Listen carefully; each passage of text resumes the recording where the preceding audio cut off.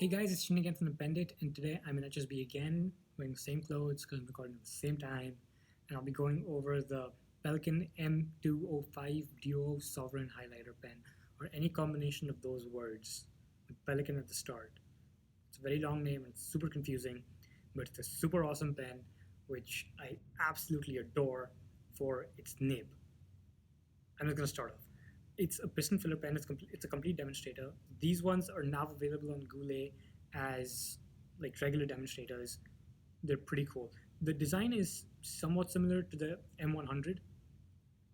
That's why it's kind of iffy with the naming convention of these. I don't know exactly why this is not just called the M100 highlighter pen, but what are you gonna do? It's Pelikan. It's a pretty nice pen. It's a piston filler. It's a complete demonstrator. The cap is pretty nice. It twists off. It has a decent ink capacity. Right now it's filled with what may look like water, but it's an actual highlighter ink. It's pretty cool. They're available in yellow and green. This is the yellow version because I actually don't love green as much. Yellow isn't that bad. And the nib is pretty long. This one's a double broad. They're all available in double broad for the sole reason so that you can highlight as well as write with it. Now, writing with it is kind of cumbersome because it's so broad, but you'll see. I'll show you that in the writing sample. But before I go to that, I want to explain every aspect of this pen, tell you what I like about it, what I don't like about it. Cool? Okay, let's start with the cap. The cap has not an embossed, but like a screen printed logo of Pelikan on it, and slightly conical. If you know the Type A 101, it looks the clip, the finial on the clip looks somewhat like that. It's nice. It looks stunning for a pen that I got for $100 with a bottle of ink. Right below that is the traditional Pelikan clip, which is rather springy. You can't do that, but it's pretty flared out at the bottom, so you can just slip it on pretty easily. Below that, there's the Pelikan cap band that says Pelikan in the front, Germany at the back. I don't like this cap as much. Not because it looks cool. Don't get me wrong. From a distance, it looks pretty cool, but the thing is, the clip doesn't line up with the logo on top, which doesn't line up with the cap band, so kind of like pushes me a little bit. And even the pen doesn't completely line up with the nib doesn't completely line up with the clip, which is kind of annoying with demonstrators. But I digress. Right below the clip right below the cap band of the clip, there's a small step down, and there's a pretty straight barrel that just tapers slightly. You're not gonna feel it at all, and you can see the complete filling mechanism below that. Within that. Below that, there's a small kind of metal knob, and then transitions to the piston knob. Now the piston mechanism is pretty smooth. It is pretty smooth to begin with, and it's just gonna get smoother over time. So the cap screws off, and it does post. Well, it doesn't post on the piston mechanism at all. It posts on the barrel, which is super nice, unlike the TWSBI Diamond 580, which does post on the piston knob, which is kind of a little annoying, but it's okay. The threads aren't very intrusive.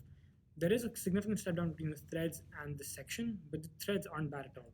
Now the section is rather thin, but I can get away with it. It has the flaring, which I really like. The nib. Oh god, the nib. It's long. It gives the illusion it's a huge nib, but in actuality it doesn't. Like this whole nib section can just be screwed off completely and just be washed. And then it's not that big. It does feel big. It's actually not that big. It's just pretty long. Even the fins on it extend quite a way through. Now this is a double broad nib, which is great for highlighting. The knob on the top is huge, and it functions pretty well if you're highlighting stuff like once or twice on any textbook. Should be fine. The ink in this does pretty well on textbooks. I wouldn't put noodlers in this just because one, it's fat nib, and noodlers inks tend to not work well, not function well for me at least. But I'm going to show you how this thing writes. It's a highlighter ink, so you're going to have to bear with me a little bit, but it's pretty stunning. I'll go to the writing sample and I'll see you guys soon. Hey guys, welcome to the writing sample for the Pelikan M205. Before I start, I have two things to apologize for. One, the camera mount which I have right now isn't the best, so it might not, it's gonna shake quite a bit. And the second thing is the ink, and I'll show you that to you right now. Okay, just don't get mad at me too much. Okay, I'm a nice guy, I promise. So this is the Pelikan M205 Duo Sovereign, or any combination of those. I don't understand it. With a double broad nib. The ink is Pelikan 4001 fluorescent yellow. This is what the ink looks like. And this is against Nula's Sunrise and Nula's Firefly, both of which are much darker and don't perform as well as this ink. Most of the 4001 inks, except for the purple one, because I haven't tried the purple one yet, do function pretty well on, well, not cheap paper, but like not great paper. Nula's inks are only going to function pretty well on the Rhodia notepads or Clairefontaine or maybe Apica, but I haven't tried them on Apica yet. Right? This functions well on a variety of papers, and I'll show you how it looks right now.